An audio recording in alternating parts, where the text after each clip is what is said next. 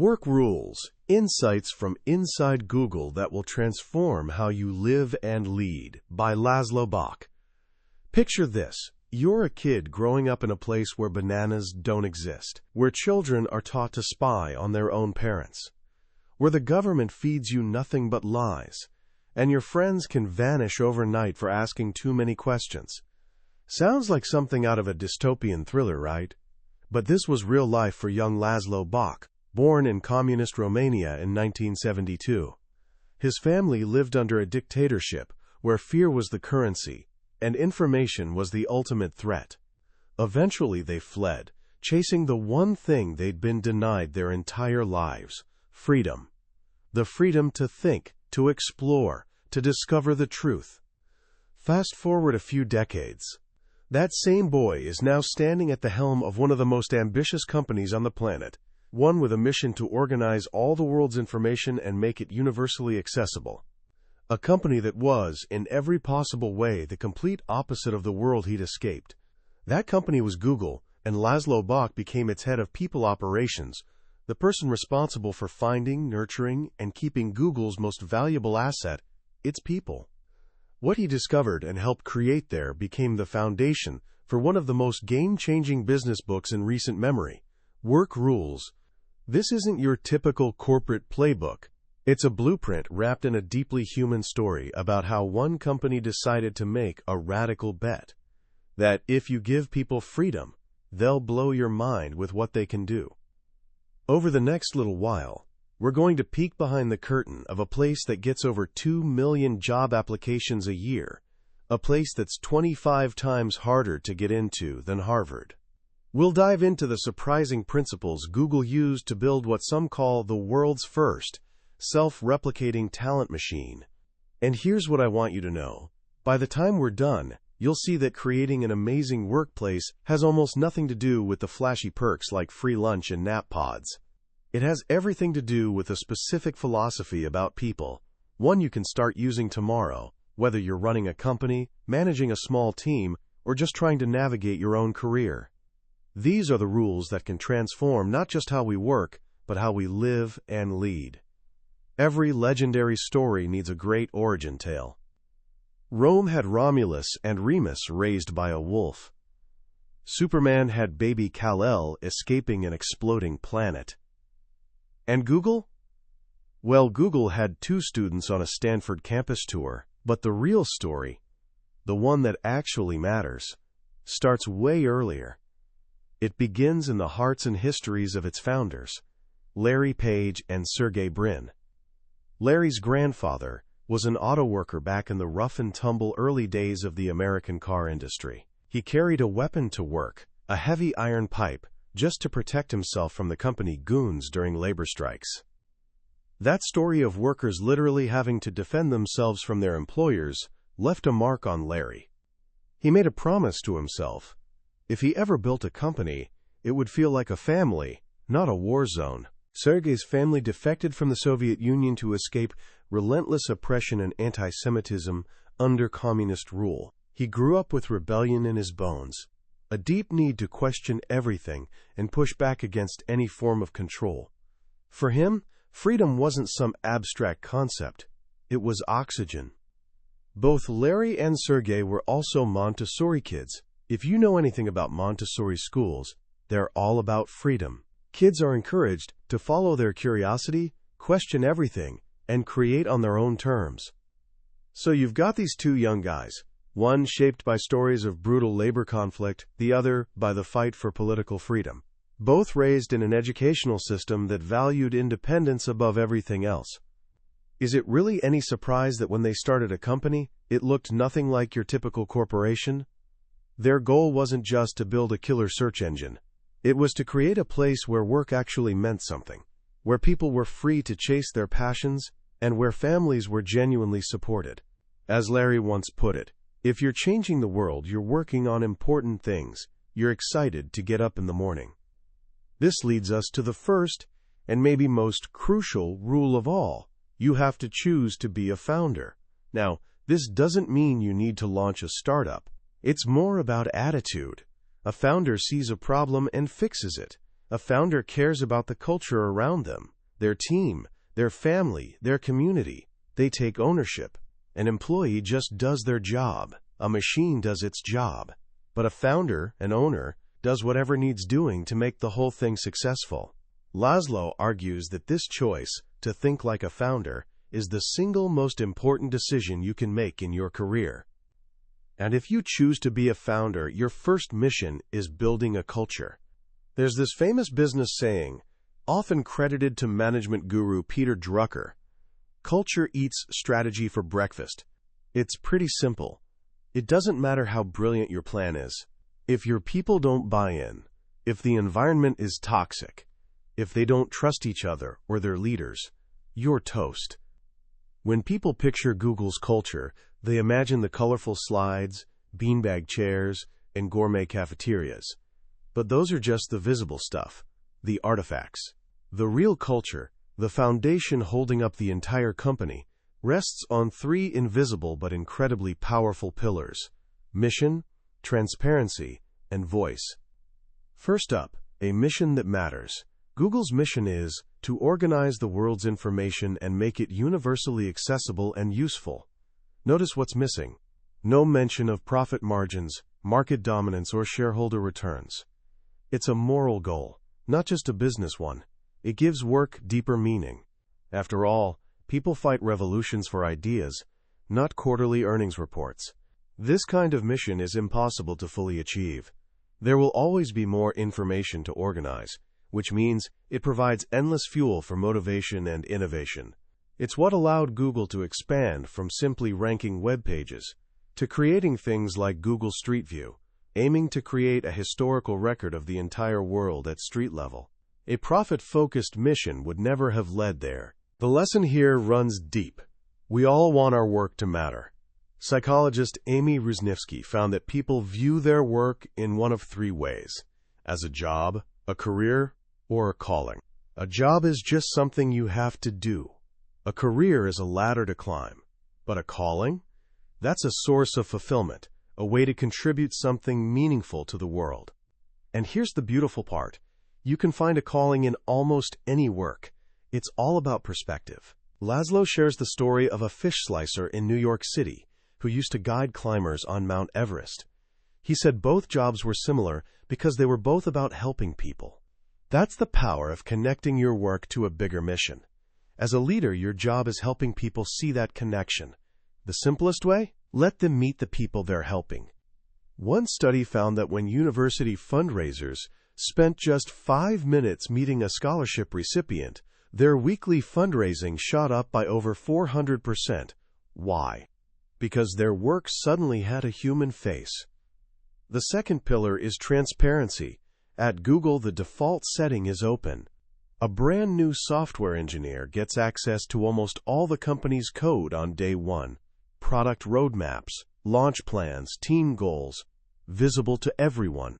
Every week, at a company-wide meeting called TGIF, Larry and Sergey stand on stage and field questions from any employee about any topic. And these aren't softball questions. They're tough, probing challenges about everything from product strategy to ethics. This level of openness terrifies most companies, but it's built on one core belief. If you trust people, they'll be trustworthy. Transparency kills office politics. It prevents teams from duplicating each other's work, and it gives everyone the context they need to make smarter decisions. It treats people like owners, not cogs in a machine. The third pillar is voice.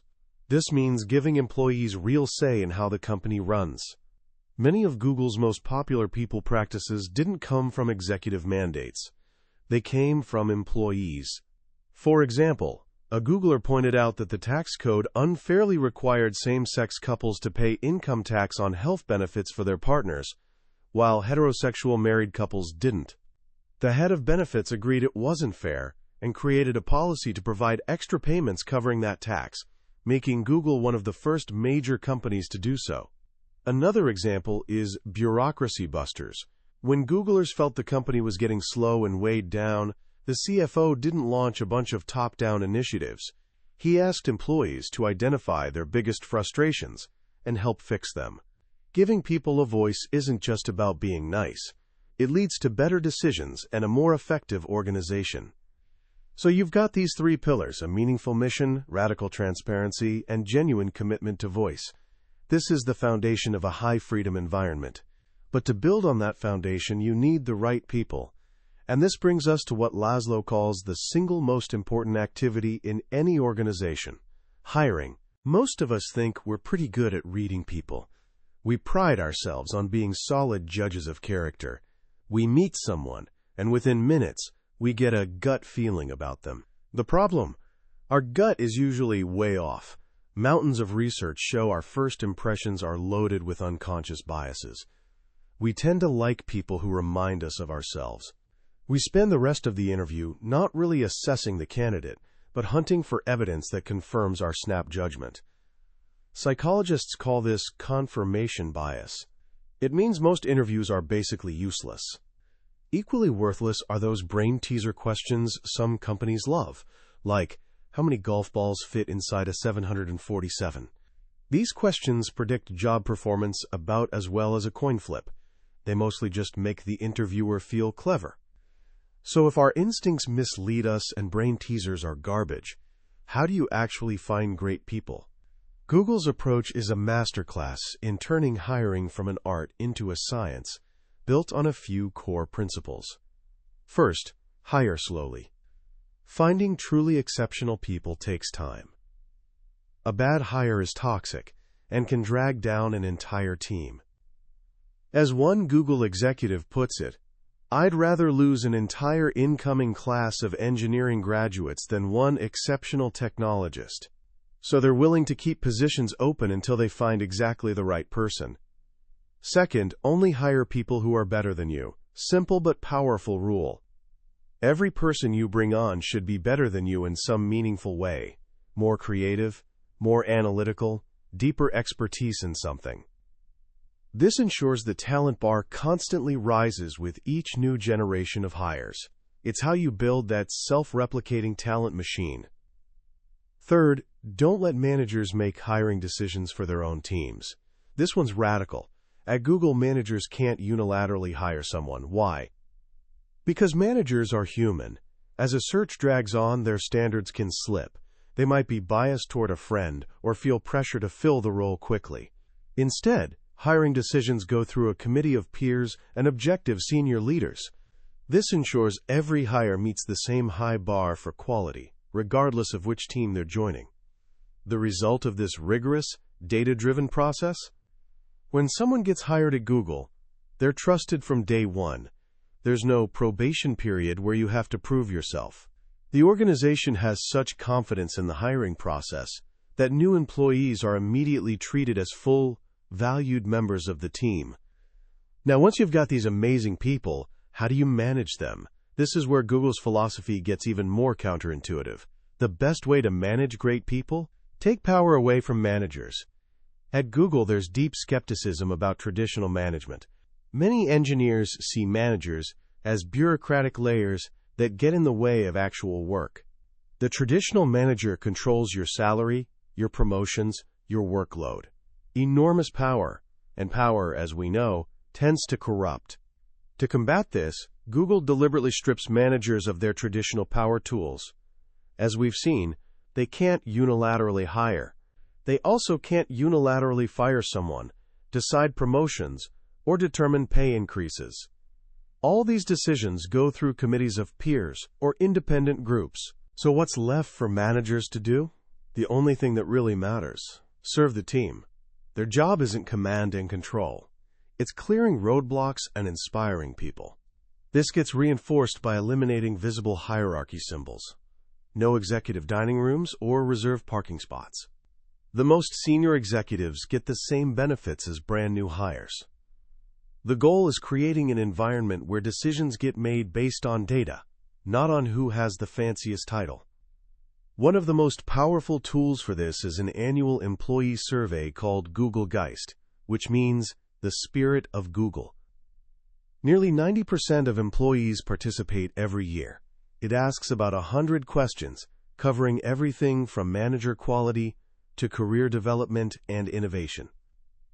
The results don't just get filed away in some HR cabinet, they're shared with the entire company. Every manager with more than a handful of reports gets a detailed summary of what their team thinks of them. And the reports on all vice presidents get published for everyone to see. This creates a powerful virtuous cycle. Employees give honest feedback, the company acts on it, which encourages even more participation next year. It's a mechanism that gives everyone voice and holds leaders accountable. This data-driven approach extends to understanding performance too. Like most companies, Google struggled with performance reviews. Nobody likes them. They eat up tons of time and often feel unfair.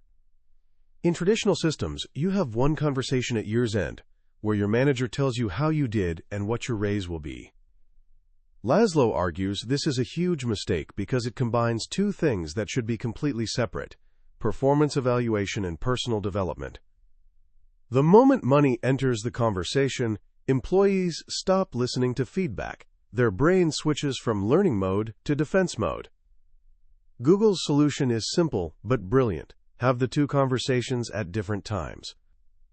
The development conversation, how you can grow and improve, should be constant, ongoing dialogue between manager and team member.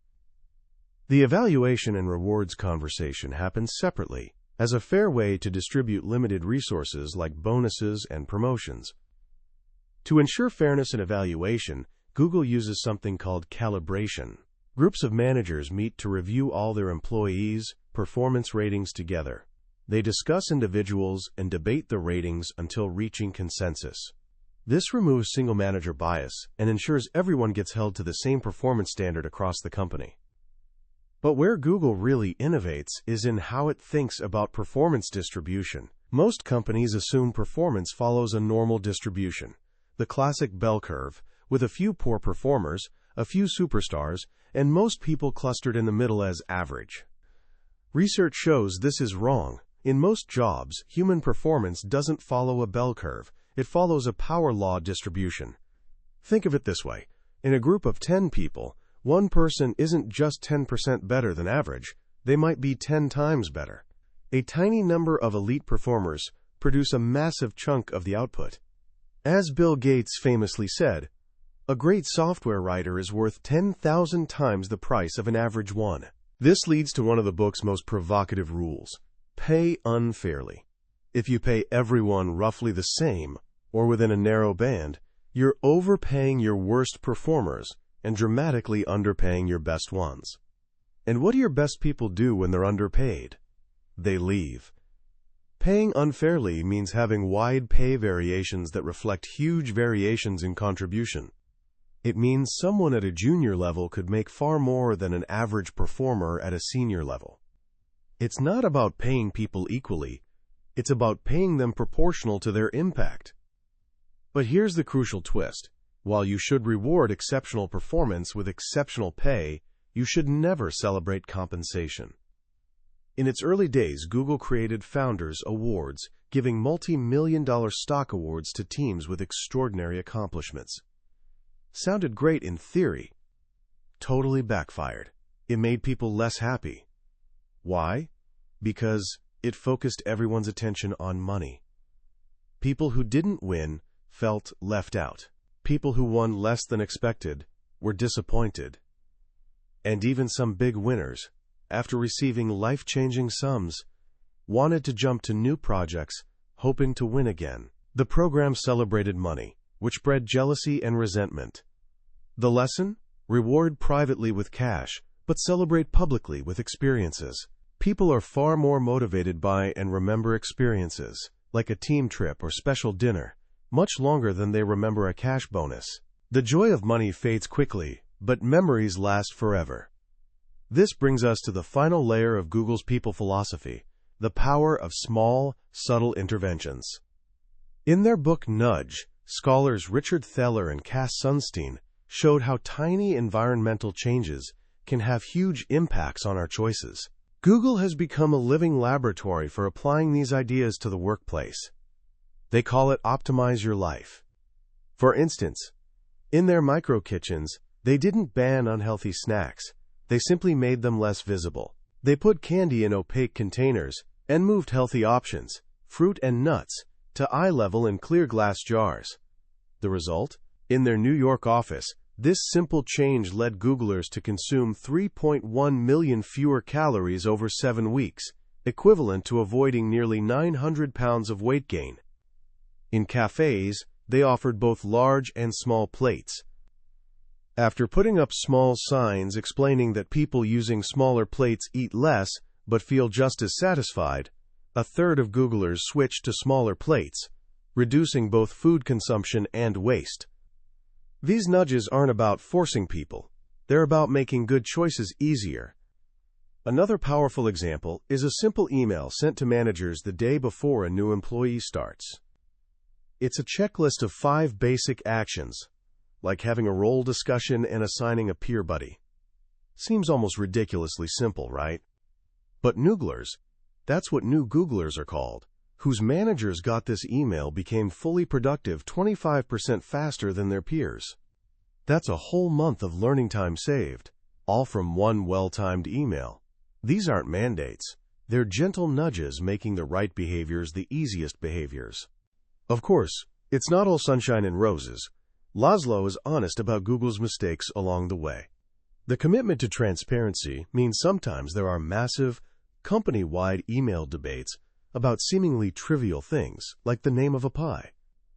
One day, a cafe offered a, quote, free Tibet goji chocolate creme pie. It sparked a firestorm, with over 1,000 emails from Googlers offended by the political statement and others defending it as free speech. The debate resolved nothing, but it proved the culture of transparency and voice was alive, even when messy and uncomfortable. Building a high-freedom workplace is a constant balancing act. It requires willingness to experiment, to listen, to admit when you're wrong, and to always hold true to the core belief that people are fundamentally good. Ultimately, Work Rules is a book about choice. You can build an organization based on control, rules, and hierarchy. Or you can build one based on freedom, trust, and purpose.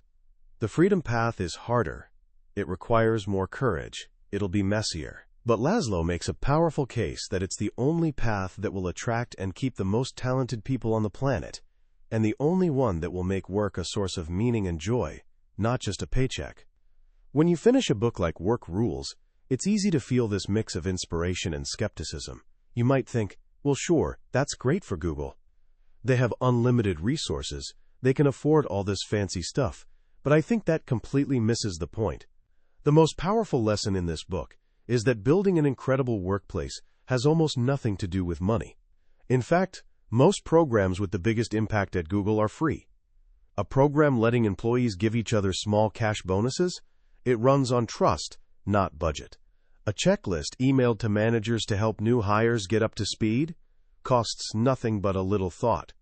Creating a culture where people can question the CEO? That takes courage, not capital. The real perks at Google aren't free lunches or massage chairs. The real perk is being trusted. It's the freedom to shape your work, to have voice, to be treated like an owner. And that, as Laszlo says, is free. The book powerfully reminds us that how we work today isn't how we have to work. For over a century, our management model has been based on industrial-age ideas, a world of control, predictability, and efficiency, where people were seen as machine parts. But we don't live in that world anymore. We live in a world demanding creativity, adaptability, and passion. And you can't command someone to be passionate. You can't order creativity. You can only create conditions where those qualities can emerge. That's what this book is truly about. It's a guide to creating those conditions. And the principles are universal. Doesn't matter if you're running a tech startup, a local coffee shop, a nonprofit, or just a small team project at school. You can start tomorrow by making a few simple changes. First, give your work meaning. Whatever you do, connect it to the people it helps. Make that connection visible. Second, trust your people by default. Share more information than feels comfortable. Give them a little more freedom than you think they can handle. And third, focus on the two tails. Find your absolute best people and put them under a microscope. Figure out what makes them successful, then turn them into teachers. And find people who are struggling most, and approach them with compassion and genuine desire to help them improve or find a role where they can shine. The journey described in Work Rules isn't easy. It's messy, filled with debate, and requires constant willingness to question your assumptions. But it offers a hopeful, inspiring vision for the future of work, a future where workplaces aren't just productivity engines, but sources of community, creativity, and human flourishing. That was a summary of Work Rules by Laszlo Bock. We've touched on the core ideas today, but I'll be honest, a summary is just a map. The real journey happens when you explore the territory yourself. The true magic of a book like this is in the details, the specific studies, personal stories, those moments of insight that hit when you least expect them. This summary is here to help you decide if this book deserves your time and attention. If any ideas we've discussed today have sparked something in you, if they've made you rethink what's possible in a workplace, then I encourage you to grab a copy. Reading it isn't just about learning new management techniques. It's an experience that can genuinely change how you think about your career and your role in shaping the world around you. You can find a link to the book in the description below. Also, if you found this summary valuable and it gave you something to think about, please take a moment to hit that like button and subscribe to the channel. That way, you won't miss our next journey into another life-changing book. Let's keep learning and growing together.